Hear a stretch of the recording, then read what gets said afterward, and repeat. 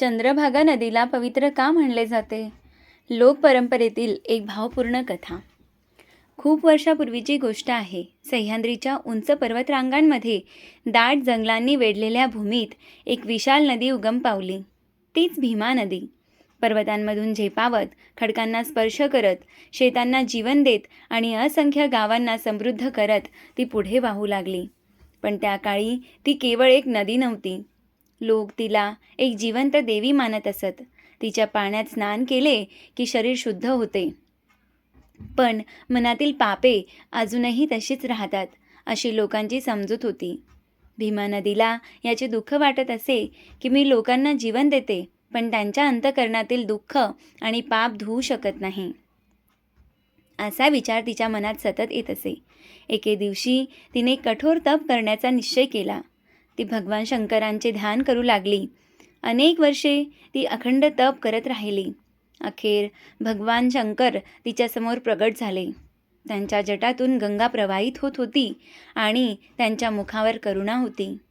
भीमा नदीने नम्रपणे विनंती केली, महादेव, मला असे वरदान द्या की माझ्या जलात स्नान करणाऱ्या भक्तांचे केवळ शरीरच नव्हे तर मनही पवित्र हो. भगवान शंकर स्मित करून म्हणाले, हे वरदान तुला त्वरित मिळणार नाही, पण भविष्यात जेव्हा स्वयं भगवान विष्णू भक्तासाठी पृथ्वीवर येतील आणि तुझ्या तीरावर कायमचे वास्तव्य करतील, तेव्हा तुझे पाणी गंगे इतकेच पवित्र होईल. हे ऐकून भीमा नदी आनंदित झाली. ती त्या दिवसाची वाट पाहू लागली. काळ पुढे सरकत गेला. युगे लोटली. त्या काळात चंद्रदेवांवर एक कठोर शाप आला. अशी लोकपरंपरेत एक आख्यायिका सांगितली जाते. शापामुळे त्याचे तेज कमी झाले. त्यांनी अनेक तीर्थांमध्ये स्नान केले, पण त्यांना पूर्ण शांती मिळाली नाही. शेवटी ऋषींनी त्यांना सांगितले, भविष्यात भगवान विष्णू ज्या भूमीत प्रगट होतील त्या पवित्र नदीच्या तीरावर तप कर. चंद्रदेव त्या भूमीत आले आणि भीमा नदीच्या एका सुंदर वळणावर बसून भगवान विष्णूंचे ध्यान करू लागले. दिवस गेले, महिने गेले, वर्षे लोटली. अखेर त्यांच्या तपश्चर्येवर प्रसन्न होऊन श्रीहरींनी त्यांना दर्शन दिले.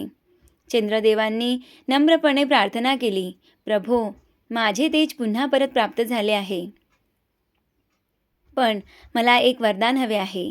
या नदीला माझे नाव लाभावे आणि जो कोणी येथे श्रद्धेने स्नान करील त्याला तुमची कृपा लाभो.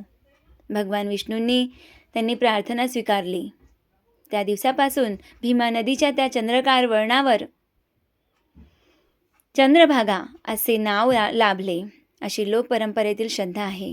नदीचा तो वळण जणू आकाशातील चंद्र पृथ्वीवर उतरला आहे असे दिसत असे. पहाटेच्या सूर्यकिरणात तिचे पाणी सोन्यासारखे चमकत असे. रात्री पौर्णिमेच्या चंद्रप्रकाशात ती रुपेरी दिसत असे. दूरदूरचे ऋषी मुनी आणि साधू त्या तीरावर येऊन ध्यान धारणा करू लागले. त्यांना त्या ठिकाणी एक विलक्षण शांतता अनुभवायला मिळे. अनेकांनी सांगितले की या नदीच्या काठी बसले की मनातील अस्वस्थता नाहीशी होते. पण या नदीच्या पवित्रतेचा सर्वात मोठा क्षण अजून यायचा होता. नियतीने एका महान भक्तासाठी आणि स्वयं भगवान विष्णूंसाठी या भूमीची निवड केली होती. त्या भक्ताचे नाव होते पुंडलिक आणि त्याच्यामुळेच पुढे चंद्रभागा नदी संपूर्ण भारतातील सर्वात पवित्र नद्यांपैकी एक म्हणून ओळखली जाऊ लागली. काळ पुढे सरकत गेला. भीमा नदी शांतपणे वाहत होती. चंद्रदेवांच्या तपामुळे पावन झालेल्या त्या अर्धचंद्राकार वळणावर ऋषी, मुनी आणि साधूंचा वावर वाढू लागला. पण नदीला अजूनही भगवान शंकरांनी दिलेल्या वचनाची आठवण होती. ती मनोमन वाट पाहत होती. कधी येतील ते भगवान विष्णू? कधी पूर्ण होईल माझे भाग्य? अनेक युगे लोटली. अखेर तो दिवस उजाडला. त्या परिसरात जनुदेव आणि सत्यवती यांचा पुत्र पुंडलिक आपल्या आईवडिलांची अखंड सेवा करू लागला. एकेकाळी अहंकारी असलेला पुंडलिक आता मातृपितृ सेवेतच परमेश्वराचे दर्शन पाहत होता. पहाट होताच तो चंद्रभागेच्या तीरावर येई. नदीत स्नान करून 2 ओंजळ पाणी सूर्याला अर्पण करी आणि मनोभावे प्रार्थना करी, हे प्रभो, माझ्या आईवडिलांची सेवा करण्याचे सामर्थ्य मला सदैव द्या.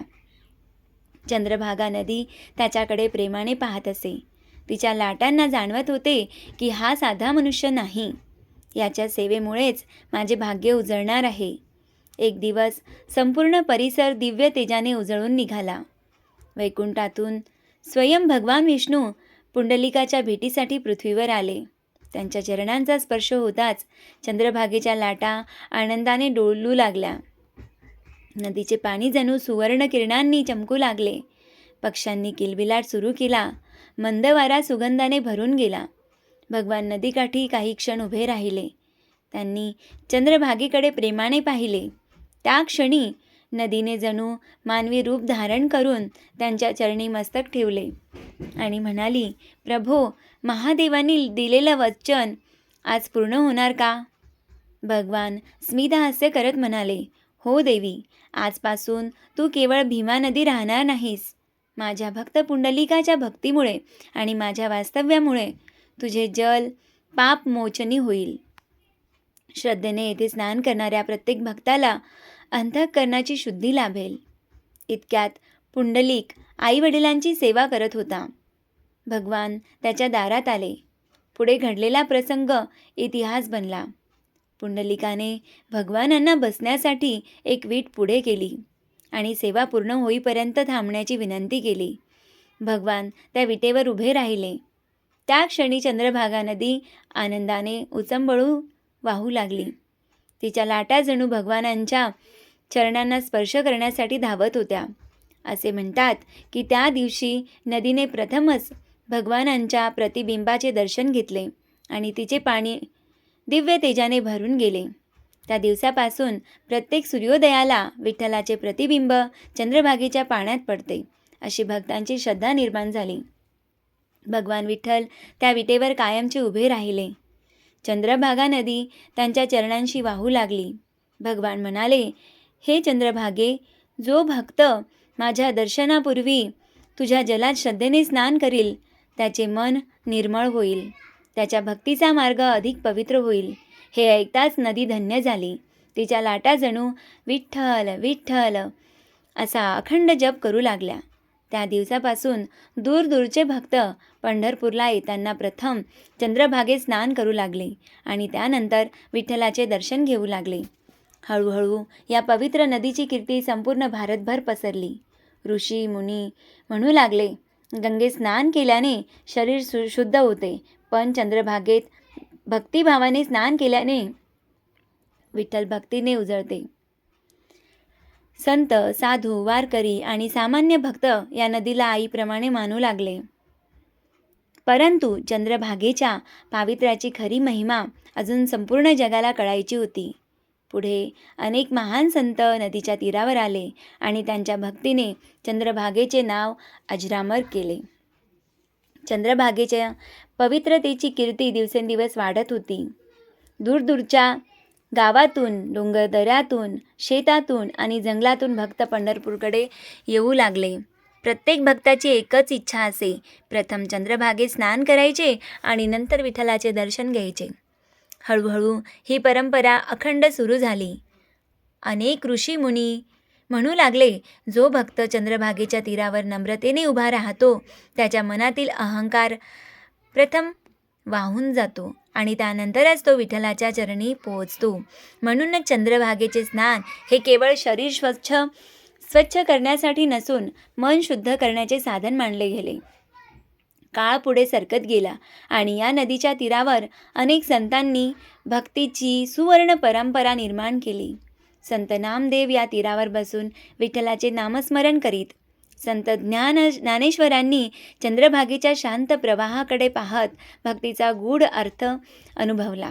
संत तुकारामांनी वारकऱ्यांच्या दिंडीसोबत रामकृष्ण हरीचा अखंड गजर करत या नदीला नमस्कार केला.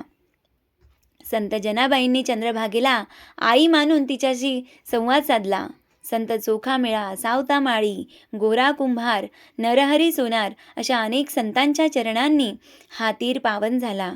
त्यामुळे भक्तांच्या मनात श्रद्धा निर्माण झाली की चंद्रभागेच्या प्रत्येक लाटेत संतांच्या नामस्मरणाचा नाद अजूनही घुमत आहे.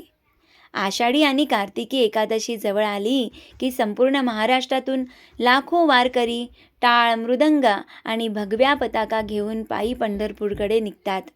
अनेक दिवसांचा प्रवास करून जेव्हा ते चंद्रभागेच्या तीरावर पोहोचतात तेव्हा त्यांच्या डोळ्यात आनंदाश्रू दाटून येतात. ते प्रथम नदीला वंदन करतात, तिचे पाणी मस्तकाला लावतात, श्रद्धेने स्नान करतात आणि मग विठ्ठलाच्या दर्शनासाठी मंदिराकडे जातात. वारकरी म्हणतात, चंद्रभागेच्या पाण्यात उतरल्यावर थकवा निघून जातो आणि मनात भक्तीचा नवीन उत्साह निर्माण होतो. पौर्णिमेच्या रात्री चंद्रभागेच्या पाण्यावर चंद्राचे प्रतिबिंब पडते तेव्हा संपूर्ण नदी रुपेरी असते. पहाटेच्या पहिल्या किरणांसोबत तिच्या लाटा जणू विठ्ठलाचे नाम घेत चमकू लागतात. म्हणून अनेक भक्त तिला फक्त नदी म्हणत नाहीत, ते तिला चंद्रभागा माऊली म्हणतात. लोक परंपरेत असेही सांगितले जाते की चंद्रभागा प्रत्येक भक्ताला एकच संदेश देते, तुझ्या मनातील राग, मत्सर, अहंकार आणि दुःख माझ्याकडे सोडून जा. विठ्ठलाच्या भेटीला निर्मळ मनाने जा. म्हणूनच हजारो वर्षापासून भक्त या नदीला मोक्षदायिनी आणि पापमोचनी मानत आले आहेत. परंतु या कथेचा खरा अर्थ केवळ नदीच्या पाण्यात नाही, तर तिच्या संदेशात दडलेला आहे. नदी सतत वाहत राहते, ती कोणाशी भेदभाव करत नाही. श्रीमंत असो किंवा गरीब, ज्ञानी असो किंवा अज्ञानी, प्रत्येकाला ती समान प्रेमाने आपले पाणी देते. ती शिकवते की जीवनही नदीसारखे वाहते राहिले पाहिजे. राग, द्वेष आणि अहंकार मनात साठवला तर जीवन थांबते, पण क्षमा, प्रेम आणि भक्ती स्वीकारली तर जीवन पवित्र होते. आजच्या काळात आपण मोबाईल, सोशल मीडिया आणि धावपळीच्या जीवनात इतके गुंतलो आहोत की निसर्गाशी, कुटुंबाशी आणि देवाशी संवाद साधायला सुद्धा वेळ उरत नाही. चंद्रभागा नदी आपल्याला सांगते, थोडा वेळ स्वतःसाठी काढा, मन शांत करा, आईवडिलांचा आदर करा, संतांचे विचार ऐका आणि विठ्ठलाचे नाम घ्या. कारण खरे तीर्थ केवळ नदीत स्नान करण्यात नाही, तर मनातील वाईट विचार धुवून टाकण्यात आहे. म्हणूनच वारकरी आजही भावपूर्ण स्वरात म्हणतात, पहिले चंद्रभागेचे स्नान, मग विठ्ठलाचे दर्शन. ही परंपरा केवळ धार्मिक विधी नसून मन शुद्ध करून देवाकडे जाण्याचा मार्ग आहे. म्हणूनच चंद्रभागा नदीला पवित्र मानले जाते. ती केवळ भीमा नदीचे एक वळण नाही, तर भक्ती, समर्पण, संत परंपरा आणि विठ्ठलाच्या अखंड कृपेचे जिवंत प्रतीक आहे. तिच्या प्रत्येक लाटेत विठ्ठलाचे नाम आहे, प्रत्येक प्रवाहात संतांची भक्ती आहे आणि प्रत्येक थेंबात भक्तांच्या अश्रूंची पवित्रता आहे. म्हणूनच आजही लाखो वारकरी श्रद्धेने म्हणतात, चंद्रभागा माऊलीच्या पवित्र तीरावर स्नान करून विठ्ठलाचे दर्शन घेतल्याशिवाय पंढरपूरची वारी पूर्ण होत नाही. जय जय रामकृष्ण हरी. जय जय रामकृष्ण हरी.